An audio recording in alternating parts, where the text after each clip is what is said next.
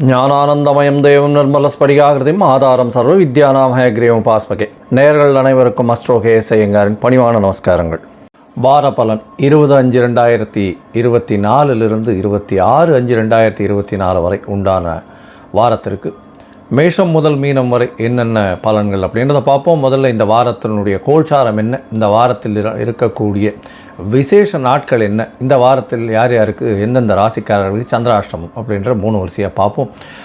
இந்த வாரத்தினுடைய கோல்சாரம் அப்படின்னு எடுத்தோமேயானால் மேஷ ராசியில் புத பகவான் இருக்கார். இந்த வாரம் ஆரம்பிக்கும் பொழுது ரிஷப ராசியில் 3 கிரகங்கள், அதாவது சூரியன், குரு மற்றும் சுக்கிரன். கன்னி ராசியில் கேது பகவான், கும்பத்தில் சனி பகவானும், மீனத்தில் செவ்வாயும் ராகுவும் இந்த வாரத்தினுடைய கோள்களாக இருக்குது. இந்த வாரத்தில் தமிழ் 11, ஆங்கிலம் 24/5/2024 அன்றைக்கி பார்த்தோம்னா புத பகவான் மேஷத்திலிருந்து ரிஷபத்துக்கு போயிடுறார். இந்த வாரத்தில் சந்திர பகவான் கன்னியா ராசி சித்ரா நட்சத்திரத்தில் ஆரம்பித்து தனுசு ராசி பூராட நட்சத்திரம் வரலும் மிருகர். இந்த காலகட்டத்தில் 4 ராசிகளை கடந்து போகிறார்.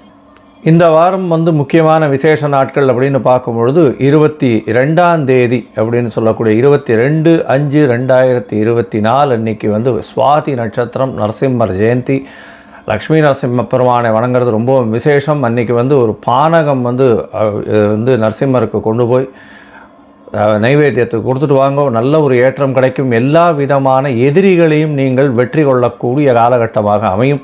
அதனால் நரசிம்மருக்கு பானம் கொடுக்கறதன் மூலியமாக உங்களுடைய எதிரிகள் அற்ற நிலை உருவாகக்கூடிய காலமாக இருக்கும். 23ஆம் தேதி அன்னைக்கு வைகாசி விசாகம்.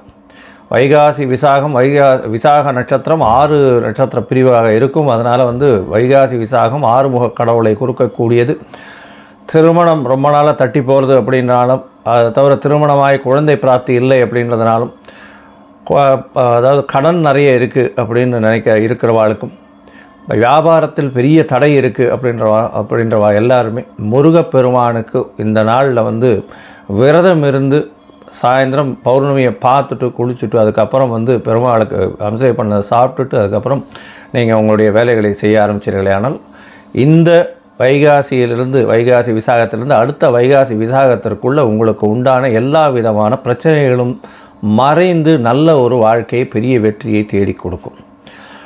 இந்த வாரத்தில் பார்த்தோம்னா 24ஆம் தேதி அன்னைக்கு காஞ்சி சங்கராச்சாரியர், அதாவது மகாபெரியவரனுடைய அனுஷ நட்சத்திரத்தில் அவர் பிறந்தவர். சனி பகவானின் நட்சத்திரம், அதனால் அனுஷ நட்சத்திரம் ரொம்பவும் வசதி. இந்த வாரத்தில் 26/5/2024 அன்றைக்கி சதுர்த்தி, சங்கடஹர சதுர்த்தி, அதாவது வளர்பிறை இல்லை தேய்பிறை சதுர்த்தி. இது ஏன்னா பௌர்ணமியிலிருந்து 4வது நாள் இந்த தேய்பிறை சதுர்த்தி. இந்த காலகட்டத்தில் சங்கடங்களை சொல்லி விநாயகரை சேவித்து, எங்களுக்கு இந்தந்த சங்கடங்கள்லாம் இருக்குது, இதை தீர்த்து விடுங்கள் அப்படின்னு விநாயகரை சேவித்தோமே ஆனால் சங்கடஹர சதுர்த்தி அதை அந்த எல்லாவற்றையும் எடுத்து விட்டு உங்களுக்கு ஒரு நல்ல வெற்றியை கொடுப்பார். ஒரு 9 பிரதட்சணம் அருகில் இருக்கக்கூடிய விநாயகர் கோவிலில் போய் பண்ணிவிட்டு வாங்க. உங்களால் முடிஞ்சதுன்னா இந்த அருகம்பல் மாலை போடுங்க, ஒரே ஒரு தேங்காய் வாங்கி உடைங்க, ஒரு 9 தோப்புக்கரணம் போடுங்க. எல்லா விதமான பிரச்சனைகளுக்கும் பெரிய தீர்வு ஏற்படக்கூடிய வாய்ப்புகள் மிகவும் அதிகம். இந்த வாரத்தில் எந்தெந்த ராசிக்காரர்களுக்கு சந்திராஷ்டமம்னு பார்த்தோம்னா கும்பம், மீனம், மேஷம், ரிஷபம், இந்த 4 ராசிக்காரர்களுக்கு சந்திராஷ்டமமாக இருக்குது.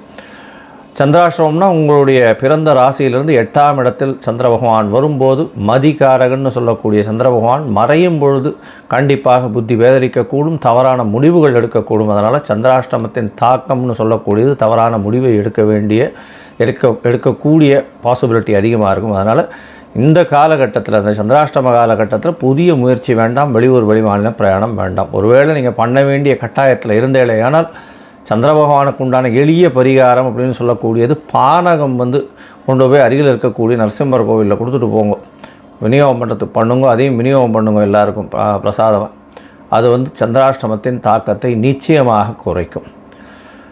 இந்த வாரம் எப்படி இருக்குதுன்னு பார்க்கலாம். மேஷம் முதல் மீனம் வரை. அதற்கு முன்னாடி என்னுடைய மொபைல் நம்பர் கீழே ஸ்க்ராலிங்கில் போயின்னு இருக்கோம். உங்களுக்கு அஸ்ட்ராலஜிக்கல் கன்சல்ட் தேவைப்பட்டதுன்னா எனக்கு ஃபோன் பண்ணுங்க. உங்களுடைய name, date of birth, time of birth, place of birth, உங்களுடைய பேரண்ட்ஸ் நேம் இதெல்லாம் அனுப்பிச்சுனா உங்களுடைய PDF போட்டுட்டு சந்தி இருக்கான்னு முதல்ல பார்க்கணும். அதாவது உங்களுடைய ராசியில் வந்து பாத சந்தி இருக்கா, நட்சத்திர சந்தி இருக்கா, இல்லைன்னா லக்ன சந்தி இருக்கா அப்படின்றத பார்த்துட்டு உங்களுடைய ராசிக்கு என்ன நட்சத்திரம், என்ன நட்சத்திரத்துக்கு உண்டான தசா நடக்கிறது, தசா புக்தி அந்தரம் சூக்ஷ்மம் இதெல்லாம் வந்து எப்படி இருக்குன்றதை பார்த்துட்டு இன்றைய கோல்சாரத்தின் பிரகாரம் உங்களுக்கு உண்டான எளிய பரிகாரம் என்ன, பிரச்சனைகள் என்ன அப்படின்றத அசஸ் பண்ணி சொல்கிறேன். இப்போ மேஷம் முதல் மீனம் வரை 20/5/2024 26/5/2024 வரை உண்டான வாரத்திற்கு உண்டான பலன்களை ஒன்றொன்னா பார்க்கலாம். கன்னி, உத்திரம், ஹஸ்தம், சித்திரை இந்த 3 நட்சத்திரம் 9 பாதங்களை கொண்ட ராசி. ராசியின் அதிபதி புத பகவான் ராசிக்கு 8ஆம் இடத்துல இருந்தாலும் இந்த வாரத்தில் 24ஆம் தேதி அன்றைக்கி உங்களுடைய ராசிக்கு 9ஆம் இடத்துக்கு வந்துடுறார். 9ஆம் இடம் அதீத வலுப்பெறுகிறது. அதாவது சுக்கிரன் ஆட்சி பலம் பெற்று போயிருக்கார். சூரியன், குரு பகவான் 9ஆம் இடத்துல, அதை தவிர புத பகவான் 24ஆம் தேதியிலேருந்து வந்துடுறார். பெரிய ஏற்றம் கிடைக்கக்கூடிய காலகட்டம். படிக்கக்கூடிய மாணவியர்களுக்கெல்லாம் பெரிய ஏற்றம் கிடைக்கும். தொழிலில் அபரிமிதமான ஏற்றம் இருக்கும். பார்ட்னர்ஷிப் தொழிலில் பெரிய ஏற்றம் கிடைக்கக்கூடிய காலகட்டமாக அமைய போகிறது. ராசியில் கேது பகவான் இருந்தாலும் குருவால் பார்க்கப்படுறதுனால உடல்நலத்தில் நல்ல ஒரு ஏற்றம் இருக்கக்கூடிய காலகட்டமாக அமைய போகிறது. ராசிக்கு 6ஆம் இடத்துல சனி பகவான் நல்ல ஒரு ஏற்றம். 6ஆம் இடத்துல வந்து சனி பகவான் இருக்கிறதன் மூலியமாக உங்களுக்கு வந்து புதிய வேலை கிடைக்கக்கூடிய வாய்ப்புகள் நிச்சயமாக இருக்கும். எதிராளிகள் அற்ற நிலையில் இருக்கக்கூடிய வாய்ப்புகள் இருக்கும். எந்த ஒரு போட்டியாக இருந்தாலும் வெற்றி பெறக்கூடிய வாய்ப்புகள் நிச்சயமாக உண்டு. சப்தமத்தில் இருக்கக்கூடிய குரு பகவான், அதாவது சப்தமத்தில் இருக்கக்கூடிய ராகு பகவான் மூலியமாக அபரிமிதமான ஏற்றமான ஒரு பார்ட்னர்ஷிப் பிஸ்னஸ் கிடைக்கக்கூடிய காலகட்டமாக அமைய போகிறது. இந்த வாரத்தில் பார்த்தீங்கன்னா உங்களுடைய ராசிக்கு 9ஆம் இடம் அதீதமாக வலுப்பெற்று போயிருக்கிறதுனாலும் 9ஆம் இடத்துல குரு பகவான் இருக்கிறதுனால ஓடிப்போனவனுக்கு 9ல் குருன்னு அந்த ஜோதிட மொழியும் பிரகாரம் வெளிநாடு போகக்கூடிய பாக்கியம் உண்டு. உடல்நிலையில் நல்ல ஏற்றம் இருக்கும். குழந்தை பிராப்தி ஏற்படக்கூடிய பாக்கியம் உண்டு. அதாவது ரொம்ப நாளாக கல்யாணம் ஆகி குழந்தை பிராப்தி இல்லாதவர்களுக்கு குழந்தை பிராப்தி உண்டு. ஏன்னா 7ஆம் இடத்தை, அதாவது உங்களுடைய ராசிக்கு 5ஆம் இடத்தை புத்திர காரகனை பார்க்குறதும் நல்ல ஒரு ஏற்றம். ராசி 5ஆம் அதிபதி 6ஆம் இடத்தில் ஆட்சி பெற்று போயிருக்கிறதன் மூலியமாக சிறு சிறு இன்னல்களுக்கு பிறகு அதாவது மெடிக்கல் இன்டர்வென்ஷன் பிறகு நிச்சயமாக குழந்தை பிராப்தி ஏற்படக்கூடிய வாய்ப்புகள் நிச்சயமாக இருக்கும். இந்த வாரத்தில் பார்த்தீங்கன்னா உங்களுடைய ராசிக்கு 11ஆம் அதிபதி அப்படின்னு சொல்லக்கூடிய சந்திர பகவான் உங்களுடைய ராசியிலேயே இந்த வாரத்தை ஆரம்பிக்கிறார். 20/5/2024 26/5/2024 வரை உண்டான வாரத்தில் 20ஆம் தேதி சாயந்தரம் ஒரு 5:30 மணி வரலும் சந்திர பகவான் உங்களுடைய ராசியிலே இருக்கார். கேத்துவோட சம்பந்தம் 11ஆம் அதிபதி கேத்துவோட சம்பந்தத்தில் இருக்கிறதுனால சிறு சிறு செலவுகள் கொஞ்சம் அதிகமாக இருக்கும். மன கிளேசங்கள் வரும். உடல்நிலையில் வந்து என்ன இப்படி பண்ண முடியுமா முடியாதான்ற ஒரு மனசு அலபாயும். அதெல்லாம் கவலைப்பட தேவையில்லை. அது எல்லாமே வெற்றிகரமாக முடியக்கூடிய காலகட்டமாக அமைய போகிறது. உங்களுடைய ராசிக்கு பார்த்தலையானால் 2ஆம் இடத்துல சந்திர பகவான் போகிறார். சந்திர பகவான் 2ஆம் இடத்துல 20ஆம் தேதி சாயந்தரத்துலேருந்து 23ஆம் தேதி சாயந்தரம் வரலும் இருக்கார். இந்த காலகட்டத்தில் பெரிய ஏற்றம் கிடைக்கக்கூடிய காலகட்டமாக அமைய போகிறது. சந்திர பகவான் 2ஆம் இடத்துல தனஸ்தானத்தில் இருக்கிறதும் தனகாரகன் இருக்கக்கூடிய குரு பகவான் உங்களுடைய ராசியை பார்க்குறதும் பெரிய ஏற்றத்தை கொடுக்க போகிறது. 11ஆம் அதிபதி 2ஆம் இடத்துல இருக்கிறதுனாலையும் லாபகாரகனே தனஸ்தானத்தில் இருக்கிறது பெரிய ஏற்றம். தனஸ்தானாதிபதி 9ஆம் இடத்துல வந்து ஆட்சி பெற்று இருக்கிறதும் பெரிய ஏற்றத்தை கொடுக்கக்கூடிய காலகட்டமாக இந்த வாரம் அமையிறது. இந்த வாரத்தில் உங்களுடைய ராசிக்கு 3ஆம் இடத்துல சந்திர பகவான் போகிறார். அது வந்து 23ஆம் தேதி கார்த்தால ஒரு 3:30 மணிலேருந்து 25ஆம் தேதி கார்த்தால 11:30 மணி வரலும் இருக்கக்கூடிய காலகட்டம். இந்த காலகட்டத்தில் குருச்சந்திர யோகம் அமைகிறது. கஜகேசரி யோகம்னு சொல்லக்கூடியது. எல்லா விதமான வெற்றிகளும் வந்து சேரும். முயற்சிகள் எல்லாம் நல்லபடியாக இருக்கும். இந்த இன்ஜினியரிங் கிராஜுவேட்ஸ், அதை தவிர வந்து இந்த எழுத்து பணியில் இருக்கிறவங்க, கவிஞர்கள், கலைஞர்கள் இவாளுக்கெல்லாம் பெரிய ஏற்றம் கிடைக்கக்கூடிய காலகட்டமாக அமைய போகிறது. உங்களுடைய ராசிக்கு பார்த்தீங்கன்னா 4ஆம் இடத்துல சந்திர பகவான் போகிறார். 4ஆம் இடம் அப்படின்னு சொல்லக்கூடியது உங்களுடைய கம்ஃபர்ட்டை சொல்லக்கூடியது, அதாவது சுகத்தை சொல்லக்கூடிய இடம், தாயினுடைய ஸ்தானத்தை சொல்லக்கூடிய இடமாக இருக்குது. அவர் ஏற்கனவே 9ஆம் இடத்துல குரு பகவான் 4ஆம் அதிபதி இருக்கிறது பெரிய விசேஷம். தாயின் உடல்நிலையில் நல்ல ஒரு ஏற்றம் இருக்கும்.